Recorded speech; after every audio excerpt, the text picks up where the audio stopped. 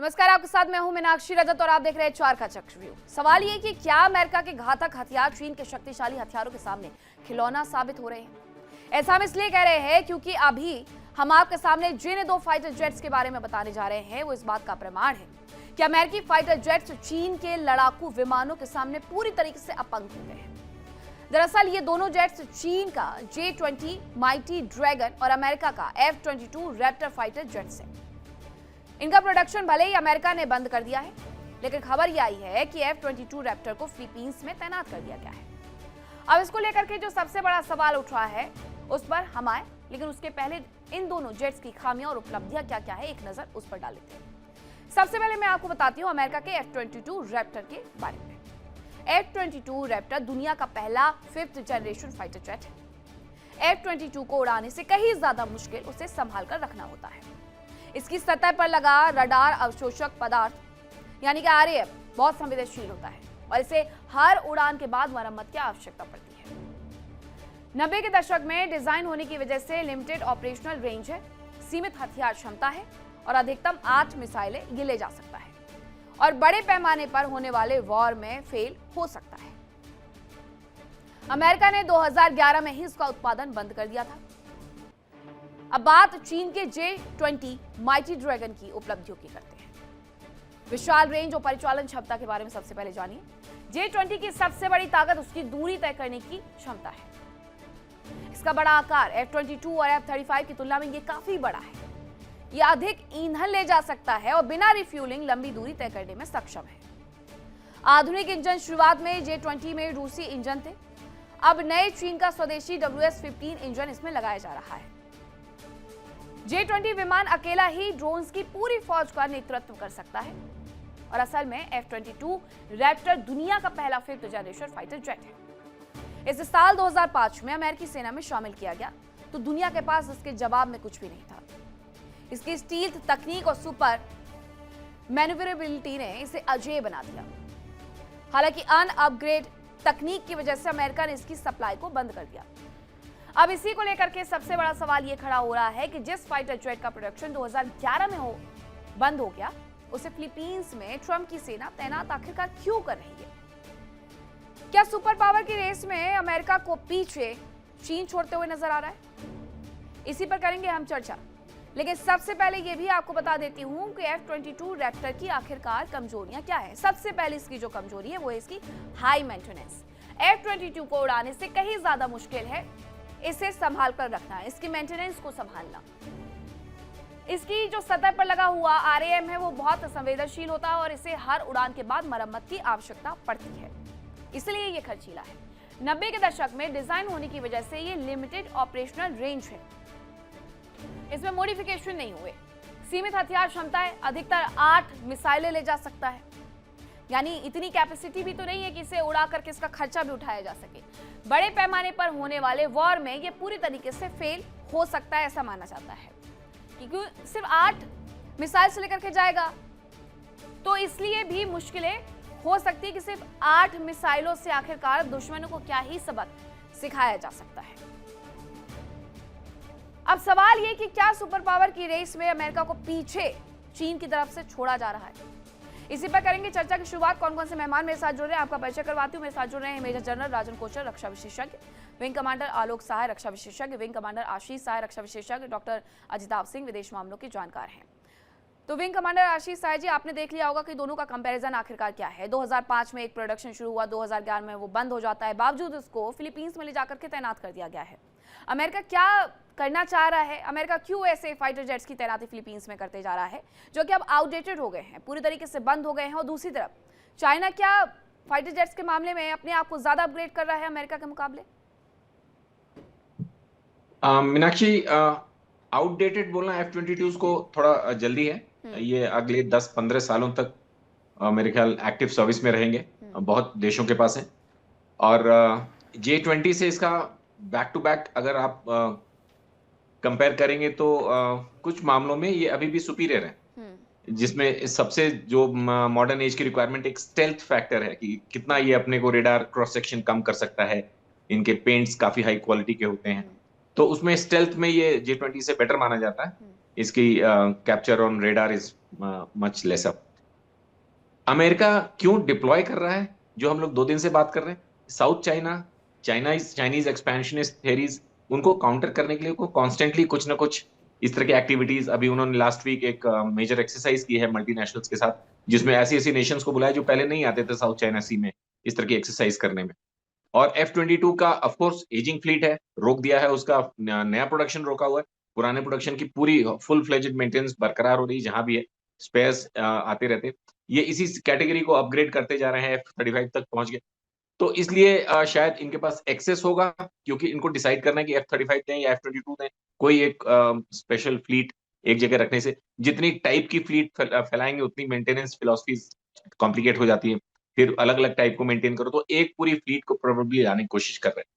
अब वो J-20 से कितना लड़ पाएंगे, तो फिर हम सिर्फ J-20 क्यों सोच रहे हैं? चाइना के पास तो वहां पे सारा उनका पूरा बराज है, वी आर फेसिंग चाइना। तो सिर्फ 1 to 1 कंपेयर करना भी फेयर नहीं होगा। लेकिन अगर हमें करना ही है फॉर एकेडमिक पर्पस, तो पेलोड में F-22 के सामने J-20 सा सुपीरियर, उनके पेलोड ज्यादा होते हैं। F-22 is more of a air to air combat, air to air missiles carry करने वाला स्टेल्थ, जो कि जैसे जैसे हम देख रहे हैं एयर वॉर चेंज हो रही है बहुत रैपिड स्केल पे, तो उसकी जो थियरीज जो फिलोसफीज हैं वो भी चेंज हो रही हैं। अब नेटवर्क सेंट्रिक हो रहा है कि आप कितना सैटेलाइट से, कितनी आप बाहर से उसको एक्टिवेट कर सकते हो, क्या आपके पास किल स्विच है, इस तरह की चीजें। तो उसमें एवियोनिक्स में जिस तरह का प्रिडिक्शन हो रहा है, उसमें अब एयर टू एयर कॉम्बैट, जैसा कि हमने गल्फ में देखा कि बहुत कम हुए। एक्चुअली जो कुवैत ने 3 मारे थे F-15s, वो भी एयर टू एयर कॉम्बैट नहीं था, फ्रेंडली फायर था। तो 2 जहाज आमने सामने आकर क्या कॉम्बैट करेंगे, क्या वो रेलिवेंट रह गया है आज की तारीख में? बहुत कम हुआ है। अब लॉन्ग डिस्टेंस आपके पास एम्युनिशंस हैं, आप बिना जहाज को, सामने वाले जहाज को रेडार पे कैप्चर करके फायर कर सकते हो, फेस टू फेस नहीं आना है। तो वो सुपीरियरिटी लेकर हम करेंगे क्या? तो इस मुद्दे के लिए डेफिनेटली J-20 को हम बेटर मानेंगे। जी मीनाक्षी, आप कुछ कह रही हैं? लेकिन J-20 को लेकर के ये कहा जाता है कि ये रडार को चकवा दे सकता है। ऐसे में आलोक साय जी, क्या ये बेटर हो सकता है F-22 के मुकाबले? हालांकि बेटरमेंट के लिए कई सारी ऐसी चीजें सुझाई गई हैं कि F-22 का एक तो उसका मेंटेनेंस बहुत ज्यादा खर्चीला है, सिर्फ 8 मिसाइल लेकर के जा सकता है, और J-20 नए तरीके का है, नए तरीके से बनाया गया है। नहीं मीनाक्षी जी, मैं बताऊं, दोनों जहाजों में थोड़ा सा अंतर है।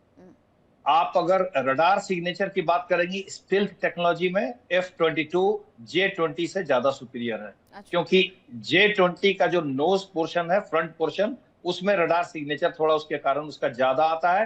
प्लस J-20 साइज में भी बड़ा है F-22 से। दूसरी बात की वेक्टरिंग थ्रस्ट जो है, जो शार्प मैन्यूवर और थ्रस्ट क्रिएट करके जो मैन्यूवर किए जाते हैं, उसमें F-22 सुपीरियर है। हाँ। आप ये बात समझिए, F-22 जो है वो air dominance and global warfare को ध्यान में रख करके कंटेस्टेड एयर स्पेस में घुस करके वहां डोमिनेट करने के लिए डिजाइन किया गया था। जबकि J-20 जो है वो विद इन अपने फ्रेंडली एयर स्पेस में एनिमी इंटरसेप्शंस को रोकने और उसको फर्स्ट स्पॉट एंड किल को ध्यान में रख करके किया गया था। इसलिए J-20 जो है वो ताइवान और साउथ चाइना सी में अगर कॉन्फ्लिक्ट होता है तो अपने एयर स्पेस में, अपने close to their own coast, वो शायद मैच कर पाएगा, क्योंकि उसमें एक ही चीज सुपीरियर है F-22 से, वो है उसके सेंसर्स और लॉन्ग डिस्टेंस से स्पॉट एंड किल करने की जो कैपेबिलिटी है, वो थोड़ी सी एज रखती है F-22 से, and that too in a friendly air space. तो सिर्फ इस मामले में वो थोड़ा सुपीरियर है, अदरवाइज F-22 हर मामले में J-20 से सुपीरियर है। और जो आपने बात बोली कि हाँ, एक चीज है कि F-22 जो है उसका प्रोडक्शन अभी रोक दिया गया है। वो इसलिए रोका गया है कि अमेरिका ने ये रियलाइज कर लिया है कि ये स्टेल्थ फाइटर जो है वो रशिया और चाइना भी बना चुके हैं, और उसको अब मैच करने की कोशिश कर रहे हैं। लगभग मैचिंग स्टेज में J-20 आ चुका है।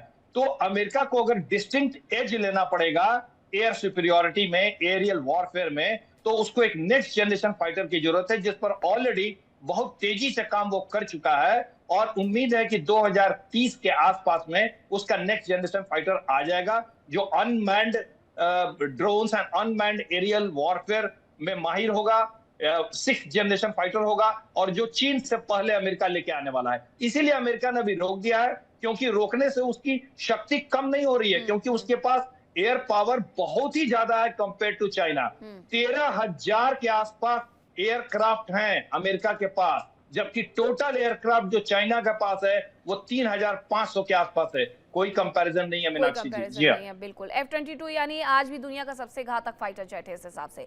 मेजर जनरल राजन कोचर जी, अभी ऐसा लग रहा है कि अमेरिका को टक्कर चीन की तरफ से दी जा सकती है। ठीक है, उनकी जो हमने वायुसेना को लेकर के कंपैरिजन किया उसमें कहीं एक दूसरे के मुकाबले खड़े नहीं होते, लेकिन अगर ये हम कंपैरिजन ओवरऑल करके देखते हैं, अगर अमेरिका नंबर 1 पर आता है तो चाइना भी शायद नंबर 2 या 3 पर आता है। इस हिसाब से क्या कोई कंपैरिजन किया जा सकता है इनका? धन्यवाद मीनाक्षी जी। यहाँ पे दो बहुत बेहतरीन एयरफोर्स ऑफिसर्स हैं और बहुत अच्छी तरीके से आपको डिफरेंसेस एक्सप्लेन किए। मैं एक आपको जियोपॉलिटिकल और एक military comparison point of view से बोलूँगा, बिकॉज मैं कोई एवियोनिक्स एक्सपर्ट नहीं हूँ। अब आप देखिए that United states is expeditionary force. इसका मतलब है यूनाइटेड स्टेट्स वर्ल्ड में अपने 800 बेसेस मेंटेन करता है, और अगर उसको 800 बेसेस मेंटेन करने होंगे तो उसको उतने ही एयरक्राफ्ट भी चाहिए होंगे। अब चाइना तो एक्सपीडिशनरी फोर्स नहीं है। चाइना के पास मुश्किल से 3 एयरक्राफ्ट कैरियर, अमेरिका के पास 11 है। तो ऐसी अगर आप एक मिलिट्री टू मिलिट्री कंपैरिजन करेंगे तो वो फेयर नहीं होगा, क्योंकि एक लड़ाई में जो भी अमेरिका के पास है उसकी जो एसेट्स है वो चाइना के साथ इस्तेमाल नहीं हो सकती। तो अगर हम एक मिलिट्री टू मिलिट्री कंपैरिजन करेंगे कि हमको साउथ चाइना सी में लड़ाई लड़नी है या इंडो पैसिफिक में लड़ाई लड़नी है, तो अमेरिका की जो पूरी जो स्ट्रेंथ है एयरफोर्स की वो तो वहाँ पे पहुँचेगी नहीं, और उनकी इसको बाकी जगह भी डिप्लॉयमेंट से आपको याद होगा इस बार भी अभी ईरान के साथ जब युद्ध हो रहा था तो साउथ कोरिया से और जापान से इसको अमेरिका ने अपनी फोर्सेस को शिफ्ट किया था यहाँ पे गल्फ के लिए। तो जो इस तरीके का अगर हम कंपैरिजन करेंगे तो चाइना को आप कम मत आंकिए। देखिए ये जो एयरक्राफ्ट टू एयरक्राफ्ट कंपैरिजन होते हैं इसको आपको एक ओवरऑल डॉक्ट्रिन के हिसाब से देखना पड़ेगा। अब जो F-22 जिस डॉक्ट्रिन के लिए बना है वो जो हमारे एयरफोर्स ऑफिसर्स ने बताया कि absolute air superiority, close air combat वगैरह इस तरीके के उसको रोल्स मिलते हैं। बट जहां पे आपको इंडो पैसिफिक में डिप्लॉय एक्चुअली करना पड़ जाएगा वहां पे F-22 को डिसएडवांटेज रहेगा, बिकॉज उसका कॉम्बैट रेंज कम है, उसको रिफ्यूलिंग की जरूरत पड़ेगी। और इसमें J-20 आपका एक हावी होता है, इसीलिए इसको चाइना ने J-20 जो है वो इंडो पैसिफिक को मद्देनजर रखते हुए बनाया है। वेरएज अमेरिका के पास भी दूसरे एयरक्राफ्ट है जो अपना जो है कॉम्बैट रेंज करते हैं। तो अगर मैं इसको एक एयरक्राफ्ट टू एयरक्राफ्ट अगर मैं समराइज करूं तो स्टेल्थ में F-22 is better, dog fight जब होता है एजिलिटी में F-22 is better, engine maturity में F-22 is better, super cruise में F-22 is better, combat radius में J-20 is better, missile reach में J-20 इज बेटर। आपने इसको खुद बताया कि मिसाइल वो ज्यादा कैरी कर सकते हैं। प्रोडक्शन स्केल, अब चाइना का एडवांटेज एक्चुअली क्या है कि चाइना की जो एयरक्राफ्ट इंडस्ट्री है वो काफी तेज तरीके से अपनी मैन्युफैक्चरिंग करती है, और चाइना के एक्सपोर्ट्स भी इतने नहीं। अब देखिए इसको अमेरिका जब अपनी इसको मैन्युफैक्चरिंग करता है तो एक्सपोर्ट को भी नजर में रखता है, दूसरे कंट्रीज को वो अपने इंफीरियर एयरक्राफ्ट देता है, जैसे कि F-22 है। अभी इस काफी सालों से वो चल रहा है, उसके बेटर वेरिएंट्स आ चुके हैं अमेरिका में, बट अमेरिका उसको एक्सपोर्ट नहीं करेगा, F-22 को निकालेगा। और जो आपकी इंडो पैसिफिक आपकी यूटिलिटी है उसमें J-22 इज सुपीरियर। तो अगर हम इसको आर्मी टू आर्मी इसको करेंगे, अगर एक ऐसी इसको एयर पावर भी देखेंगे, ग्राउंड पावर भी देखेंगे, आपकी नेवल पावर भी देखेंगे, तो जो अमेरिका की आर्मी है इसको बेशक उसकी numerical superiority America Chinese army से ज्यादा है, but at the point of contact, at the point of operations, जी जब दोनों फौजें आमने सामने हो जाएंगी तो ज्यादा इसमें फर्क नहीं रहेगा। और इसमें चाइना को एडवांटेज अपना ये रहेगा that China is fighting in is own backyard. China का जो लॉजिस्टिक्स है, उसका जो लॉजिस्टिक्स बेस है, सब कुछ उसका पास में है। और उसने अपने जैसे स्प्रॉटली आइलैंड्स में भी उसने अपना कब्जा किया हुआ है, पारासिल आइलैंड्स में भी किया हुआ है, फिलीपाइंस की तरफ भी आया हुआ है। तो इस तरीके की एडवांटेजेस चाइना को मिल रही है। अमेरिका अपने लॉन्ग डिस्टेंस, दो इसको अमेरिका ने साउथ कोरिया में भी एक बेस बनाया हुआ है, फिलीपाइन में भी बनाया हुआ है, जापान में भी बनाया हुआ है, ओकिनावा है। But apart from that, I don't think America will have a very great advantage over China। और अगर ये लड़ाई होती है वहां पे साउथ चाइना सी में, इंडो पैसिफिक में, और खास तौर पे अभी जो सिचुएशन है, जब इसको नेटो भी अलग हो गया है, क्वाड का भी कोई भरोसा नहीं, क्वाड तो as it is military alliance नहीं था। इसको ऑकस की बात करें तो ऑकस का भी कोई ऐसा फ्यूचर नहीं नजर आ रहा। मुझे लगता है अमेरिका अपनी लड़ाई अकेले ही लड़ेगा, उसके साथ कोई भी नेटो फोर्सेस नहीं होंगी। और इसलिए मैं मानता हूं कि अमेरिका के लिए आसान नहीं रहेगा। अमेरिका इसीलिए कहीं ना कहीं किनारा करते हुए नजर आ रहा है। जर्मनी से सैनिकों को वापस बुलाना उसकी एक तैयारी का हिस्सा भी है। डॉक्टर अजिताभ जी, अब लगातार हर देश की तरफ से कोशिश यही की जा रही है, खासतौर पर जब ये मिडिल ईस्ट का युद्ध शुरू हुआ है, कि अपने देश की सेना को और अपने देश के रक्षा बजट को वो और ज्यादा मजबूत करें। और रिपोर्ट्स ये कहती भी कि हर देश ने ज्यादा से ज्यादा खर्च किया है। अभी हम क्या ये देखेंगे कि अभी दो देशों के बीच में ये कंपेरिजन चल रहा है, भारत भी उसमें शामिल होगा जल्द? देखिए मीनाक्षी जी, हमारे रक्षा विशेषज्ञों ने बड़ा अच्छा एनालिसिस किया है, खास करके जो कंपैरिजन हुआ। लेकिन आज का वॉरफेयर बहुत चेंज हो गया है। अब माइट इट इज राइट तो बात होती है, लेकिन उसके अलावा बहुत सारे ऐसे डूज एंड डोंट्स हैं जो आज के परिप्रेक्ष्य में ज्यादा महत्वपूर्ण हो गया है। बिसाइड्स ट्रेनिंग, लॉजिस्टिक्स, सपोर्ट, इस तरह की चीजों, आप खास करके देखिए जो 2022 से और अभी यूक्रेन का युद्ध और अभी ईरान के युद्ध, इन दोनों युद्धों ने एक बहुत बड़ा लेसन शायद रक्षा के मामले में हर कंट्री को दिया है। जहां तक खर्च की बात है, निश्चित रूप से आज अमेरिका चीन से 3 गुना ज्यादा खर्च करता है। बजट, अगर रक्षा बजट देखें तो उसका 954 बिलियन डॉलर लगभग अमेरिका का रक्षा बजट है, वेयर एज उसका 1/3 लगभग 300-350 के बिलियन डॉलर के बीच में चाइना का बजट है। तो बजट के मामले में तो कोई कंपैरिजन नहीं है। जैसा कि राजन कोचर सर ने कहा कि बिल्कुल अपने बैकयार्ड में चाइना बहुत स्ट्रांग है, खास करके इस तरह के J-20 वगैरह जो उसके आ गए हैं फाइटर, और भी बहुत सारे वेपन्स हैं, टेक्नोलॉजी की मदद है उसके पास। लेकिन वहां भी अमेरिका, अगर साउथ चाइना सी की बात की जाए, वहां भी अमेरिका उनको अच्छी टक्कर देने की स्थिति में है, खास करके इसलिए कि बहुत सालों से उसने वहां अपने जो पार्टनर्स रखे हुए हैं साउथ ईस्ट एशिया में, खास करके मैं 2 देशों का एग्जांपल देना चाहूंगा, या कई देश हैं इनफैक्ट उनके पार्टनर। जापान में अगर आप देखिए तो अमेरिका के लगभग 50-55 हजार सैनिक तैनात हैं। साउथ कोरिया में भी उसी तरह लगभग 24 हजार सैनिक तैनात हैं अमेरिका के।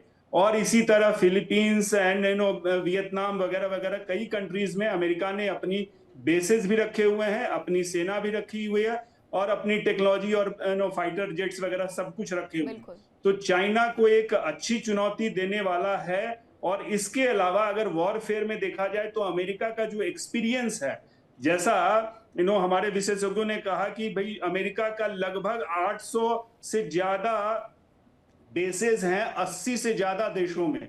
वो एक्सपीरियंस, वो एक्सपर्टीज, वो ट्रेनिंग, ये सारी चीजें अमेरिका को डेफिनेटली एज देता है। और अब तो ड्रोन जैसी छोटी सी एक कह लीजिए एक वेपन आज के डेट में आ गया। आप देख लीजिए अभी लेबनान में क्या हो रहा है, हिजबुल्ला फाइबर प्लास्टिक का ड्रोन बना के और इजराइल को अच्छी खासी चुनौती दे रहा है। तो टेक्नोलॉजिकली भी वॉरफेयर अब बहुत ज्यादा चेंज हो गया है, और न्यूमेरिकली भी आज के डेट में अमेरिका चाइना से बहुत सुपीरियर है और माइटर है। इसलिए अभी भी मुझे लगता है निश्चित रूप से अमेरिका को एज चाइना से है। ठीक है, लेकिन ये F-22 और F-35 के मुकाबले क्या ये कॉम्बैट टेस्टेड हैं आशीष सर? चीन मुझे अब मुझे जितनी एकेडमिक इन्फॉर्मेशन है, चाइना अपने बारे में बहुत सिक्रेटिव है, सो इज अमेरिका। ये F-35 जब केरला में आके लास्ट ईयर लैंड किया था, we could not detect anything. बहुत कोशिशें हुई थी, काफी लंबे समय के लिए आया था, कुछ एयर इमरजेंसी के बाद लैंड किया था और काफी कोशिश की गई थी directly indirectly to read something out of it, लेकिन पता नहीं चलता है। अभी जो पाकिस्तान के साथ हमारा एक एयर वॉर हुआ था शॉर्टली कुछ वक्त पहले, उस वक्त भी चाइना ने कुछ ऐसी टेक्नोलॉजीज पाकिस्तान को दी थी जिसके बारे में हमें एकदम नहीं पता था। First time surprise not only for us, दुनिया की कई कंट्रीज जो हमारे साथ बातचीत करती रहती हैं इन मुद्दों पर कि क्या क्या लेटेस्ट चल रहा है एयर वॉर में। तो लाइक कॉकपिट के अंदर के कंट्रोल्स बाहर से किए जाते हैं कुछ वेपन लॉन्च करने के, वो सब चाइना ने उनकी एक PL-15 मिसाइल्स वगैरह डेवलप की हैं, वो उनको भी शायद J-20 में उन्होंने इंटीग्रेट किया हुआ है। तो वो एवरी सिंगल पासिंग डे के साथ टेक्नोलॉजिकली बहुत सुपीरियर होते जा रहे हैं। और इसी वजह से अमेरिका ये जो एक्सरसाइजेस करता है, ये जो अभी आप डिप्लॉयमेंट की बात कर रहे हैं, ये भी बेसिक नहीं है, डिप्लॉयमेंट ही था फॉर एन एक्सरसाइज, जो कि अमेरिका यहाँ पे कई दशकों से कर रहा है। इंडिया के साथ भी कोप एक्सरसाइज की हुई है उसने, जिसमें डायरेक्टली इंडियन एयरफोर्स और US एयरफोर्स के एयरक्राफ्ट पार्टिक करते थे। तो साउथ चाइना में चूंकि वो डोमिनेशन चाइना की न्यूट्रलाइज करने के लिए या बैलेंस आउट काउंटर बैलेंस करने के लिए इन देशों के साथ भी एक्सरसाइज करते। बेसिकली इनका कई काम होता है, इंक्लूडिंग स्नूपिंग, कि जब ये अपने कुछ सिस्टम्स को ऑफ करके वहां ऑपरेट करते हैं ताकि चाइना को ना पता चले कि इनके एवियोनिक्स में क्या क्या लेटेस्ट चल रहा है, कौन सी सिग्नल्स सैटेलाइट बेस्ड हैं, कौन से फायरिंग इनके बाहर से हो रहे हैं नॉट, क्योंकि दूसरे एयरक्राफ्ट जो काउंटर कंट्री के होते हैं वो ज्यादातर कॉकपिट रीड करते हैं कि वहां से क्या सिग्नल्स आ रहे हैं, क्या हमको किसी ने लॉक कर लिया, मतलब एयर वॉर के जितने भी डायनामिक्स हैं इसमें, तो उसमें ये अपने सिस्टम्स को ऑफ करके आधे कैपेसिटी के साथ फाइट करते हैं। और इनकी कोशिश होती है कि चाइना की तरफ से किस तरह का सिग्नल्स है, किस तरह की मॉनिटरिंग है, किस तरह के एयर डिफेंस रेडार्स या सैटेलाइट कम्युनिकेशंस कर रहे हैं, उसको हम लर्न कर पाए। तो इसको उसी एंगल से अभी हमें देखना चाहिए। हाँ, अगर 1 to 1 हम फिर से इन दोनों जहाजों की या इनकी फ्लीट्स की बराबरी की बात करेंगे, तो अभी आज की तारीख में ये कहना कि अमेरिका इज फार सुपीरियर, मेरे हिसाब से पिछले 10 वर्षों में, 15 वर्षों में बहुत कुछ चेंज हुआ है। और हमने वॉर आफ्टर वॉर देखा है कि अमेरिका की एयर पावर भी, और Iran was a big time eye opener कि इतनी definite kind of air superiority के बावजूद उनके 5 जहाज तो जिस तरह से मारे गए, जिसमें से 4 F-15 और 1 F-35, that was horrifying to say the least, क्योंकि हमें ये पता था कि ये जहाज F-15 एंड F-35 ईरान की एयर डिफेंस के हिसाब से अनटचेबल हैं। उनको आप एक शोल्डर फायर्ड मिसाइल से कैसे मार सकते हो F-35 को, वी कुड नॉट ड्रीम। इसी तरह F-15 को इतनी आसानी से एक सिंगल पायलट जो कुवैती एयरफोर्स का, उसने हॉस्टाइल समझ के और तीनों को एक के बाद एक in continuation with in 2 minutes 3 minutes मार दिया। और इनके जितने भी डिफेंस सेल्फ मैकेनिज्म थे वो एक्टिवेट नहीं हुए। तो ये बहुत बड़ा क्वेश्चन लगाता है कि अमेरिकन एयरफोर्स के बारे में जो प्रोजेक्शन है और जो रियलिटी है, क्या उसमें बहुत डेंजरस गैप्स हैं। तो हम इन चीजों को स्टडी करते रहते हैं और एज ऑफ नाउ चाइना को अंडरएस्टिमेट नहीं करना चाहिए। ठीक है सर, लेकिन एक सवाल ये भी तो होना चाहिए कि ये रिवर्स इंजीनियरिंग पर मेजर जनरल राजन कोचर काम करते हैं या फिर इनकी खुद की भी कोई इनोवेटिव तकनीकें होती हैं?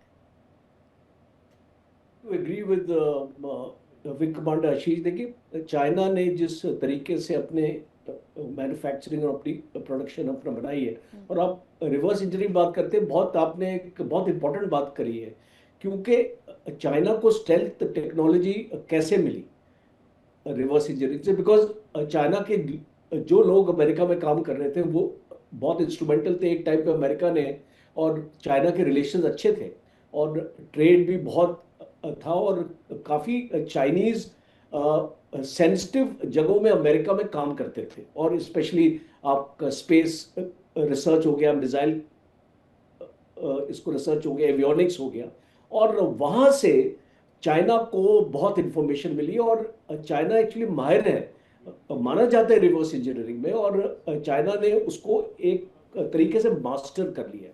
और इसीलिए जब एक बार एक PL-15 आपको याद होगा हिसार के पास गिरा था, जब पाकिस्तान से फायर हुआ था, अनएक्सप्लोडेड था वो, तो उसको भी हमने जो ये सेम तरीके से हमने उसको स्टडी किया है कि उसमें क्या था एक ऐसा जो उसके J-20 के साथ इंटीग्रेट ये जो हुआ। और ये जो किल चेन की बात करते हैं हम, जो इस पाकिस्तान में भी देखा, और जो एक बहुत इंपॉर्टेंट पॉइंट विंग कमांडर साहब ने बोला है, और उसको आपको भूलना नहीं चाहिए। इसको ईरान वॉर में जिस तरीके से अमेरिकन एयरक्राफ्ट के लॉसेस हुए, तकरीबन बोला जाता है, ये तो मैं आपको बता रहा हूँ, एक कंजर्वेटिव फिगर है, around 29 aircrafts have been lost. एक ऐसी लड़ाई में जहां पे ईरान के पास इसको एयर डिफेंस, इसको अमेरिका एक्चुअली बोलता था कि हमने खत्म कर दिया, उनके पास कुछ नहीं है मारने के लिए, और बावजूद उसके कि उनके इतने सारे हवाई जहाज अपना गिरे। इसका मतलब कि वो जो चाइनीज टेक्नोलॉजी इस्तेमाल कर रहे हैं और जो चाइनीज मिसाइल्स जो उनके पास हैं, जो टेक्नोलॉजी भी है, मटेरियल्स भी आ रहा है चाइना से, रेयर अर्थ, आपके एलिमेंट्स, आपके मैग्नेट्स और आपके सेमीकंडक्टर, इस टाइप की टेक्नोलॉजी। तो इसीलिए मैं ये मानता हूं कि China is a silent operator.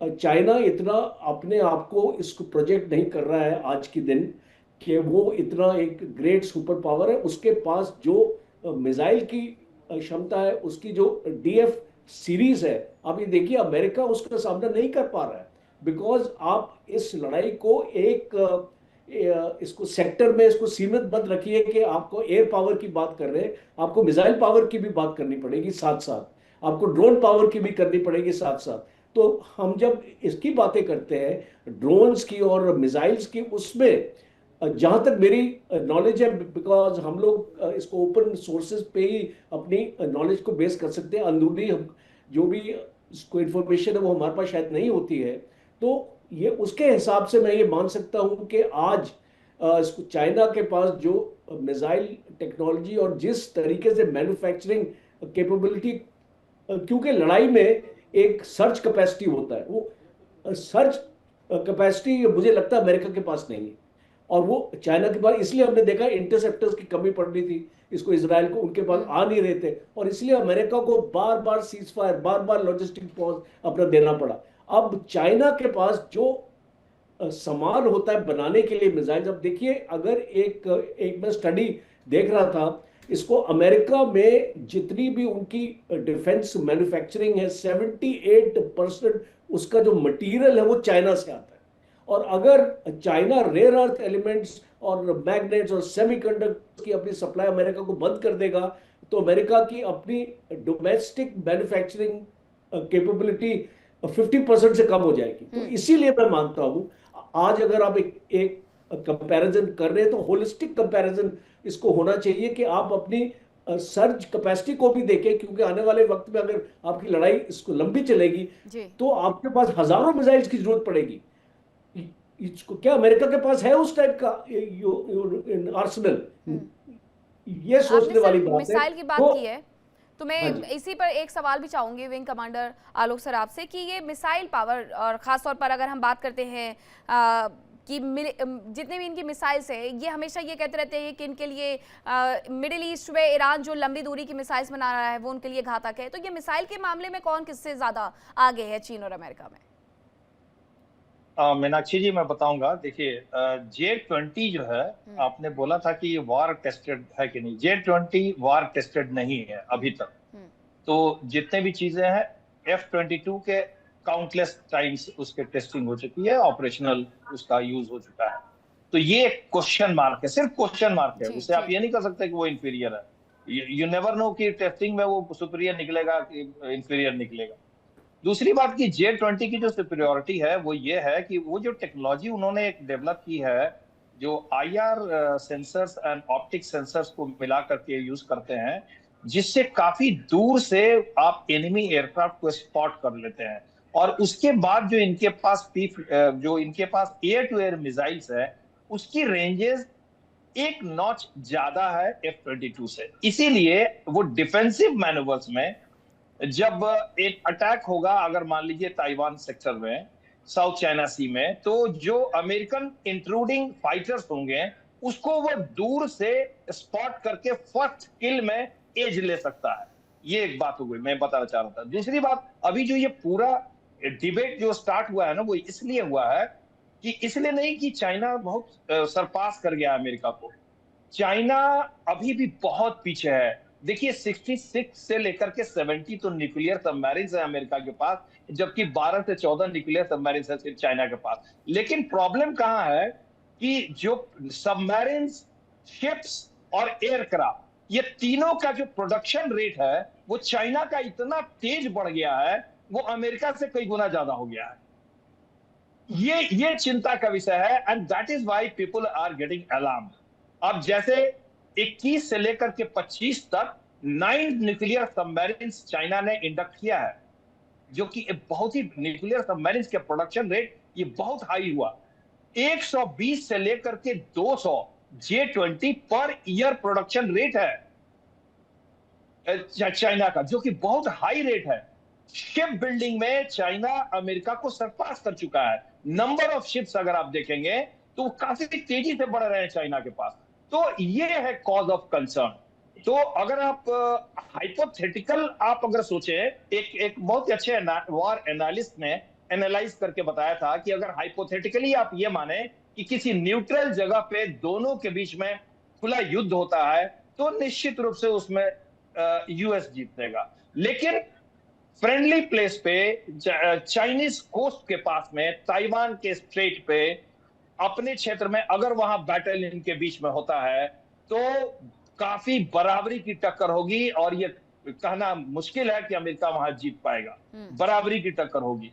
तो यही कॉज ऑफ कंसर्न है कि China is catching up very fast and now, और अब ये पता चला है कि अब बराबरी की टक्कर वो देगा। अमेरिका को अपर हैंड, मतलब काफी अपरेंट अपर हैंड कॉन्फ्लिक्ट में ताइवान में नहीं मिलने वाला है। ये कॉज ऑफ कंसर्न है। जी मीनाक्षी जी। बिल्कुल, क्योंकि अमेरिका के पास तो डिकेड्स का तजुर्बा भी है जंग लड़ने का। चीन के लिए वो बहुत एक्सपीरियंस छोटा सा हो जाता है। डॉक्टर अजिताभ जी, अगर हम देखें तो अमेरिका के ग्लोबली हर जगह उसने बेसिस बनाए हुए हैं, हर जगह उसने अपनी सेनाओं को तैनात किया है, लेकिन इंडो पैसिफिक क्षेत्र में चाइना भी आगे बढ़ते जा रहा है। वो क्या इसी रणनीति को फॉलो करते जा रहा है? विस्तारवादी नीति तो उसकी भी है।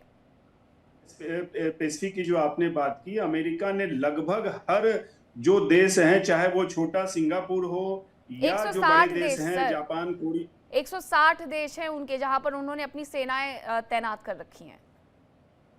अब आप इसी से अंदाज लगा लीजिए कि इतने सारे देशों में इतने सारे एक्सरसाइज, ये अमेरिका को डेफिनेटली एक एज देता है।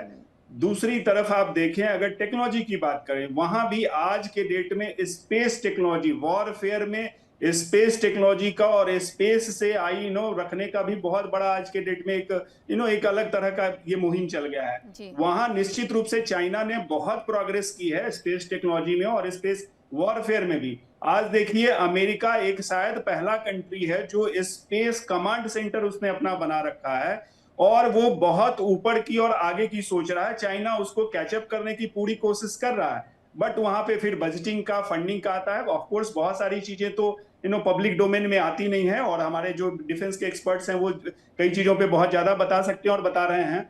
लेकिन मुझे लगता है कि एक जो आप देख लीजिए, 160 कंट्रीज की आपने बात की वहां पे, और एक और एग्जांपल आप देना चाहूंगा हम यहाँ पे, ऑपरेशन सिंदूर, उसमें पाकिस्तान और भारत की जो अभी लड़ाई हुई, वहां पे आप देख लीजिए चाइना बिहाइंड द सीन था और एक तरह से शैडो था पाकिस्तान का। ये भी कहा जाता है कि चाइना को एक मौका मिला कि बहुत सारे ऐसे वेपन्स का टेस्ट किया जाए, जो अभी आलोक सर ने बोला कि टेस्टिंग की बात, तो चाइना को ये मौका मिला और ऑपरेशन सिंदूर ने भी दिखा दिया कि कितना चाइना कहां खड़ा है और कितना सपोर्ट किया और कितने वो पानी में है। दूसरी तरफ ईरान की भी बात की जाए तो वहां भी ईरान जो कहते हैं एसिमेट्रिक वार में गुरिल्ला वॉरफेयर ज्यादा कर रहा है बनिस्बत की वेपन्स का।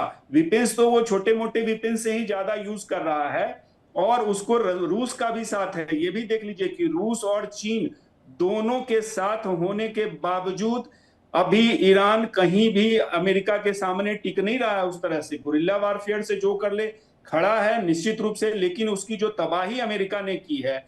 और एक और पॉइंट यहां मैं ऐड करना चाहूंगा, न्यूक्लियर वॉरहेड में अमेरिका कहीं बहुत आगे है। चाइना और रूस का मिला के जितना वॉरहेड, उससे बहुत ज्यादा अमेरिका के पास है। तो न्यूक्लियर टेक्नोलॉजी और न्यूक्लियर वॉरहेड में भी अमेरिका बहुत ज्यादा आगे है। वहां भी वो चाइना को अगर मैं पुरानी रिपोर्ट्स की बात करूं, सिप्री की रिपोर्ट की बात करूं, तो उसके अनुसार रशिया के पास ज्यादा न्यूक्लियर पावर है। अमेरिका और रशिया के बीच में अंतर बहुत ज्यादा नहीं है, 250 का ही अंतर है, लेकिन सिप्री की एक रिपोर्ट है जो ये कहती है कि रशिया उसमें नंबर 1 पर बनते जा रहा है।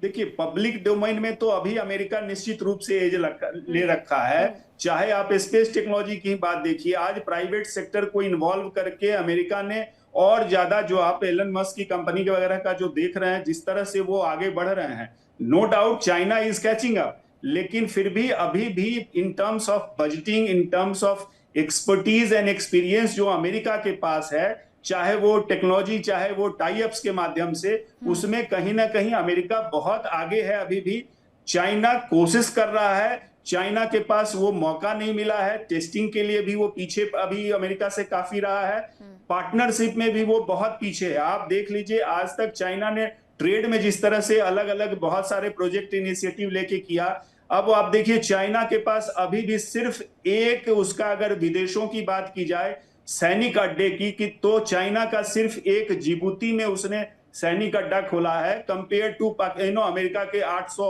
850 के।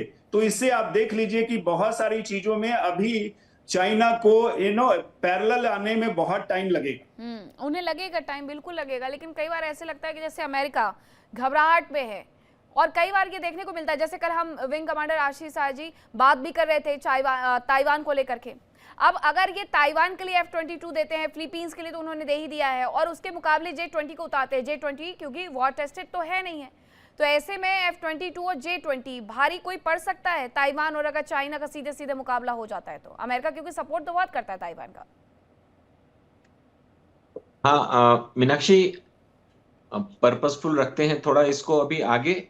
हम फिर से गलती करेंगे अगर हम सिर्फ बात करेंगे कि ताइपेई में या Taiwan as a undeclared nation में और फिलीपींस में कि किस तरह के डिप्लॉयमेंट्स अभी वहां पे, जैसे Philippines they don't have a base, American basis नहीं है यहाँ, ये रोटेशन पे आते हैं, एक्सरसाइजेस करते हैं, एयरक्राफ्ट रोटेट करते हैं। रोटेट सिर्फ इसलिए करते हैं कि चाइना के ऊपर एक मैसेजिंग होती है और उनको स्नूप करते रहते हैं, जैसा कि मैंने बोला। तो we are not looking at American base yet, उनके कौन से जहाज आते हैं वो सेकेंडरी है। उसमें ये जानना जरूरी है कि ये सारी पोस्चरिंग जो है वो इन कंट्रीज से ज्यादा चाइना काउंटर बैलेंसिंग की है। America does not want China to take over South China, including the various islands, जिसपे उन्होंने कई जगह तो उन्होंने जबरदस्ती आइलैंड्स क्रिएट करके उसको अपनी झंडे लगा देते हैं, वो मिट्टी विट्टी डाल के पानी से बाहर लेकर आते हैं। उसका भी एक डिफाइंड प्रोटोकॉल है कि कितना बड़ा होगा तो उसको आइलैंड बोलेंगे, नहीं तो वो कभी पानी में डूब जाता है, ऑल दोस थिंग्स। तो और एक चीज पे और मुझे हल्का सा डिफरेंस है ओपिनियन का कि America is not expansionist if we discount Trump. Trump के कुछ एक्सप्रेशंस रहे हैं पहले अपने ट्रम्प 1 में और ट्रम्प 2 में, जिसमें ग्रीनलैंड, वेनेजुएला और उनके अपने, अदरवाइज उनके जो ये ग्लोबल बेसिस हैं, ये इसके पीछे एक डिफेंस इकोनॉमी है और ये बहुत मेजर है। आपको समझना पड़ेगा कि उनका 30-40% ऑफ द जीडीपी जो अमेरिकन है, वो जब तक डिफेंस हार्डवेयर को बनाते नहीं रहेंगे, रोटेट नहीं करते रहेंगे, यूज नहीं करते रहेंगे, तो उनकी एक स्टेल्थ चाल रही है पिछले 4-5 दशकों से। एक्चुअली जब वॉर्सो कोलैप्स कर गया, यूएसएसआर डिसइंटीग्रेट कर गया, उस वक्त नाटो का रेलेवेंस खत्म हो जाना चाहिए था, लेकिन ये सिर्फ इनकी डिफेंस इकोनॉमी थी अमेरिका की, जो इन्होंने अपने बेसिस को, जिन बेसिस का प्राइमरी फंक्शन था यूएसएसआर के अगेंस्ट उनको सेफ गार्ड करना कि अमेरिका आपके लिए खड़ा रहेगा, आप अपनी मिलिट्री को डेवलप नहीं करो। यूरोपियन बहुत नेशंस को, नाटो के नेशंस को इन्होंने बोला कि हम आपको कवर देंगे। एक्चुअली वो अपनी इकोनॉमी को, इनकी इकोनॉमी को कहते हैं मीनाक्षी, रेजर्स एज पे है कि डिमांड एंड सप्लाई इतना क्रिटिकल बैलेंस हुआ पड़ा है कि अगर कोई भी एक सेक्टर का डिमांड गिर गया, सपोज इनके डिफेंस का प्रोडक्शन का गिर गया डिमांड, तो पूरी इकोनॉमी रिसेशन में चली जाती है, क्योंकि उनके लोग कम हो जाएंगे तो फिर उनकी नौकरी जाएगी, फिर उनके बच्चे स्कूल में नहीं पढ़ेंगे, फिर वो टूरिज्म पे नहीं जाएंगे, फिर टूरिज्म का डिमांड कम हो जाता है। एक बहुत टिपिकल है, अगेन आम जनता के लिए जरूरत नहीं है उसको जानने की, बट अमेरिका का डिफेंस प्रोडक्शन हार्डवेयर का एक पर्पसफुल इकोनॉमिक पुश होता है उनके लिए। इसीलिए जो ट्रम्प साहब कह रहे थे हम सारे वॉर्स खत्म कर देंगे अफगानिस्तान से, बाइडेन ने विड्रॉ, उसके बाद इनको ये पता चला कि नहीं, अगर लॉकहीड मार्टिन, अगर बोइंग, इन लोगों ने ये जहाज बनाने बंद कर दिए या इनको अपग्रेड नहीं किया, या इनको कहीं फिलीपींस में ले जाके एक्सरसाइज करो, ताइपेई में ले जाके एक्सरसाइज करो, तो उसका पर्पस होता है इसका हार्डवेयर चर्न करते रहना चाहिए, प्रोडक्शन चलते रहना चाहिए, रीयूज। इसीलिए इन्होंने ईरान के मल्टीपर्पस एक्सरसाइजेस करते, जबकि चाइना का एक्सपेंशनिस्ट मोड कि हमें नॉर्थ ईस्ट ऑफ इंडिया चाहिए, हमें ताइपेई चाहिए, वो हमारा है, हम हांगकांग को एनेक्स कर लेंगे, उनका भी एक फिलॉसफी है, इन दोनों में काफी डिफरेंस है। तो American deployment in South East Asia is basically to counter the Chinese expansion mode, उससे ज्यादा एज ऑफ नाउ कुछ नहीं है। और डिफेंस प्रोडक्शन को वो कम नहीं कर सकते हैं, इसीलिए दुनिया भर के बेसिस को वॉरसॉ के बाद भी। एक और बिफोर आई साइन ऑफ, ये जो रशिया के पास आपकी रिसर्च टीम ने बताया है कि न्यूक्स बहुत हैं, ऐसा नहीं है। 1994, 95, 96 में जब डिसइंटीग्रेट हुआ था यूएसएसआर, सोवियत यूनियन, तो बहुत से इनके न्यूक्लियर हथियार यूक्रेन के पास चले गए थे, जिनको एक अंडरस्टैंडिंग के तहत यूक्रेन ने अगले 2-3 वर्षों में वापस रशिया को दे दिया, तो अचानक कंसंट्रेशन बढ़ गया था। लेकिन इस तरह के जो रिसर्च जर्नल्स जो वो प्रोड्यूस होते हैं फाइंडिंग्स ना, उसमें एक कंफ्यूजन मीनाक्षी ये होता है, ये आपके दर्शकों के लिए जानना जरूरी है कि जब हम न्यूक्स की बात करते हैं, तो जैसे चाइना की न्यूक्लियर सबमरीन, रशिया की न्यूक्लियर सबमरीन, अमेरिका का ये जो फोर्ड, लेनिन, लिंकन वगैरह हैं, they are nuclear powered vessels, they are not nuclear weapon. जो ये submarine, nuclear submarine Indian Ocean में अक्सर चाइना की घूमती रहती है, that submarine is nuclear powered, वो यूरेनियम के पावर से चलती है। तो न्यूक्लियर पावर्ड हार्डवेयर जो होता है वो न्यूक्लियर वेपन से अलग होता है एकदम। और कई बार हम इस बात को आम जनता नहीं समझ पाती है, उनको लगता है अरे न्यूक्लियर सबमरीन आ गए इंडियन ओशन रीजन में, तो that has nothing to do with the nuclear weapon. ये बात एक समझनी चाहिए और तब एनालाइज करना चाहिए कि चाइना रशिया जॉइंटली कितना न्यूक्लियर वेपन होल्ड करते हैं एज कंपेयर टू यूएस। और उसमें आपके पैनलिस्ट ने सही बोला, उसमें US has a very great advantage in terms of the numbers of nuclear weapon. जी मीनाक्षी। सर, क्या चीन का डिफेंस प्रोडक्शन स्पीड ये अमेरिका से ज्यादा है, मेजर जनरल राजन कोचर?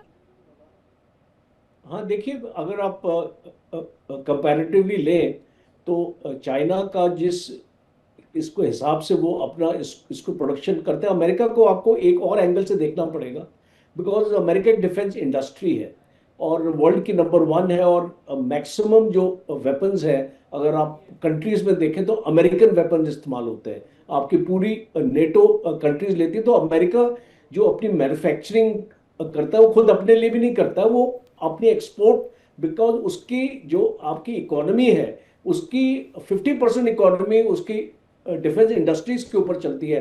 आप उनका हवाई जहाज देख लीजिए, एवियोनिक्स देख लीजिए, आप उनके मिसाइल्स देख लीजिए, आप उनके जो इसको भारत ने इतना सामान लिया अमेरिका से, आपके हवाइजर्स लिए अल्ट्रालाइट U777 और जो हमने चिनूक्स लिए, हेलीकॉप्टर्स लिए, तो बहुत सारा सामान भारत ने भी अमेरिका से लिया है। तो इसीलिए अमेरिका एक एक्सपोर्ट ओरिएंटेड इंडस्ट्री है। चाइना का इतना एक्सपोर्ट मार्केट नहीं है और इसीलिए अभी चाइना कोशिश कर रहा है अपना J20 और पाकिस्तान में दिखाने के लिए PL-15 देखो कितना कामयाब हुआ है, और बाकी अफ्रीकन कंट्रीज को, बाकी कंट्रीज को वो कर रहा है कि वो इसको हमसे ले लीजिए। तो आप जो उस एंगल से देखिए, बिकॉज आप जब एक कंपैरिजन करते हैं तो वो कंपैरिजन में कुछ पैरामीटर्स आपको रखने पड़ेंगे, और जो अपनी इसको इस्तेमाल के लिए अगर अमेरिका जो इसको सामान अपना रखता है या जो उसको नंबर्स रखता है, बिकॉज हर एक कंट्री का एक वॉर वेस्टेज रिजर्व होता है, मीन वो अपनी थ्रेट परसेप्शन के हिसाब से अपनी इन्वेंट्री बनाता है कि भाई इसको ये मेरी एक्स इन्वेंट्री है और इससे ज़्यादा मैं एक्सपोर्ट करूंगा और इतना तो मुझे अपना रखना ही पड़ेगा, बिकॉज इसको आने वाले वक्त में अगर इसको ये 800 एयर बेसिस हैं, अब तो मिलिट्री, अब जो बेसिस अब जैसे ईरान के साथ लड़ाई होगी तो एमुनिशन आपका कहाँ से आएगा उस time, all of a sudden आपको रिक्वायरमेंट पड़ेगी। जैसे सर्ज रिक्वायरमेंट की मैंने आपको इसको बात की, बिकॉज लड़ाई में सर्ज रिक्वायरमेंट बहुत इंपॉर्टेंट रहती है, और WWR भी बहुत इंपॉर्टेंट रहता है, बिकॉज अगर आपके पास आपके war wastage reserves, for example अगर अमेरिका समझता है कि 6 महीने के रिजर्व्स होने चाहिए और 6 महीने के उसको ऑन ग्राउंड में नहीं होते, तो एक इसमें और प्रॉब्लम आती है, जितना ज्यादा आप अपना एमुनिशन और इसको मिसाइल्स अपने पास रखोगे एज रिजर्व्स, आपको उसको टर्नओवर भी करना पड़ता है, बिकॉज उसकी एक शेल्फ लाइफ होती है। बिकॉज मैंने तो एमुनिशन में काम किया 37 साल में, आपको बता सकता हूँ। रखरखाव ही तो सबसे ज्यादा दिक्कत करता है इनके लिए, इसीलिए कहीं ना कहीं ये कह रहे हैं कि 2005 में बनाया, 11 में हम रखरखाव की वजह से परेशान भी हो गए थे। मेरा एक सवाल और है आलोक सर आपसे कि लेकिन ये चाइना की टेक्नोलॉजी पर भरोसा कितना कर सकते हैं, क्योंकि जैसा सर बता भी रहे थे कि इन्होंने पाकिस्तान को जो दिए उसकी भी पूरी तरीके से कमर टूटी रही है। इसके अलावा हमने ईरान में भी देखा है कि जो इन्होंने वहां पर CCTV तक उपलब्ध करवाए थे वो किस तरीके से रहे, तो इनके हथियारों पर भी क्या भरोसा किया जा सकता है? मीनाक्षी जी, बहुत ही Reliable है। बड़ा प्रश्न है ये। पूरे विश्व के लिए ये चिंता का विषय है। जिन जिन देशों ने भी चाइना से सामान लिए हैं, जब तक कि वो वार टेस्टेड नहीं हो जाए, अब सब देश घबरा रहे भरोसा नहीं हैं करना कि चाहिए। क्या पता ये सही मौके पर काम आएंगे भी कि नहीं काम आएंगे। सही। तो ये थोड़ा सा वो डेंट हुआ है ईरान वार के बाद से चाइनीज आर्म्स एंड एमुनिशन पे। लेकिन देखिए, इसमें चाइना जो है वो पूरी ताकत लगा रहा है कैचिंग अप के लिए, लेकिन कैचिंग अप अभी बहुत मुश्किल होगा। मुझे नहीं लगता है आप इन टर्म्स ऑफ शेयर नंबर आप तो थोड़ा सा अपना बढ़ा लेंगे, अपने टेरिटरीज में वो अपने आप को प्रोटेक्ट करने में सक्षम होंगे, लेकिन टेक्नोलॉजी में और नंबर्स में अमेरिका अभी भी उनसे काफी आगे रहेगा आने वाले दिनों तक भी। अभी देखिए, ये सिर्फ 3-4 वर्षों का खेल है, अभी 26 चल रहा है, 29 से 30 के अंदर में उनका next generation air domination fighter जो है, जो 6th जनरेशन फाइटर बोला जाता है, ऑलरेडी उस पर काम चालू हो चुका है। सेंट लुई में उनका एक फैक्ट्री है वहाँ जी, और ये बोइंग F-47 उसका नाम होगा। पहले भी तो और बहुत सारी दूसरा दिक्कतें हुई थी, उसे दोबारा से फिर बनाने की कोशिश की गई, उसे टेस्ट किया गया था। सर बहुत धन्यवाद आप सभी का मेरे साथ चर्चा का हिस्सा बनने के लिए। लेकिन हाँ, ये बिल्कुल सही है कि जब तक उन्हें टेस्ट नहीं कर लिया जाता, वॉर टेस्टेड नहीं होते हैं, तब तक क्या चाइना पर भरोसा किया जा सकता है। और खबरें फिलहाल वक्त छोटे से ब्रेक का कहीं मत जाएगा। खबरों का सिलसिला लगातार जारी है। इंडिया डेली अब आप स्मार्ट टीवी पर भी मौजूद है। इंडिया डेली 24/7 अब इन सभी प्लेटफॉर्म पर लाइव देखें। देखिए इंडिया डेली 24/7 अब आपकी स्मार्ट टीवी पर। इंडिया डेली मौजूद है सभी डिजिटल प्लेटफॉर्म पर लाइव और लगातार। इंडिया डेली 24/7 हर दिन राष्ट्र को समर्पित।